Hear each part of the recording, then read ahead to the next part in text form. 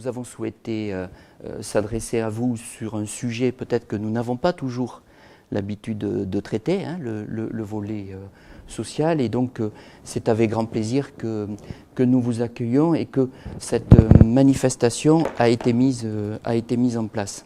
Alors, deux sujets qui peuvent paraître au départ très différents, très hétérogènes, mais vous verrez que derrière ça, il y a quand même la volonté de vous accompagner un peu dans de la réflexion sur deux thèmes d'actualité. Je ne dévoile pas ce qui va être dit, mais j'avais à cœur quand même d'attirer votre attention sur les choix qui ont été faits.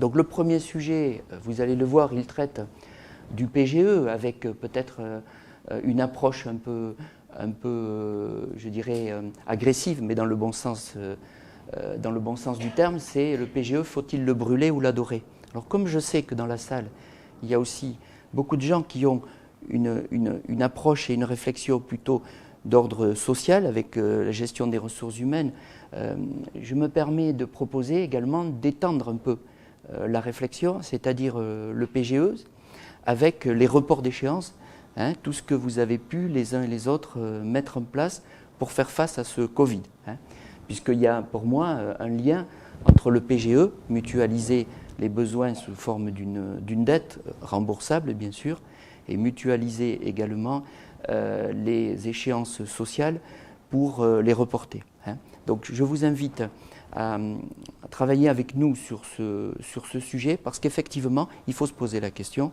de comment on va rembourser un jour tout cela. Et donc c'est pour ça que nous souhaitions réfléchir avec vous sur ce sujet, et que donc nous avons proposé à M. Michel Dubois-Danguin de venir travailler avec nous sur ce sujet, nous dire un petit peu ce qu'il en pense. Donc vous vous présenterez, j'imagine, mieux que je ne puis le faire. Voilà, hein, mais je rapportais tout à l'heure à Michel, et à titre anecdotique, le fait qu'il y a quelques jours, quelques semaines, nous avons eu ici une réunion avec Madame la préfète des Landes, et les vice-présidents étaient amenés à parler de leur actualité. Et donc j'ai dû, avec beaucoup de courage et fierté, dire à Madame la préfète que nous allions réfléchir sur le PGE, faut-il le brûler ou l'adorer? J'aime autant vous dire qu'elle m'a dit tout le reste. Mais bon, au moins nous suscitons le débat. Sur le deuxième sujet, il est également d'actualité, comme peut l'être le PGE, c'est bien évidemment la réforme d'un tas d'obligations liées à la taxe d'apprentissage, liées à la formation continue. Et c'est la raison pour laquelle nous avons invité M. Benoît Maltais, qui se présentera également, mais qui est chargé de mission médiation et contrôle pédagogique de l'apprentissage. Hein.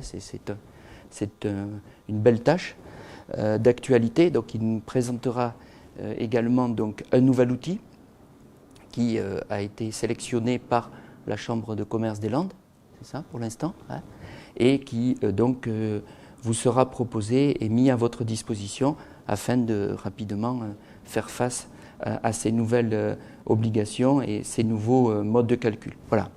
Donc deux sujets assez riches, avec des intervenants de qualité.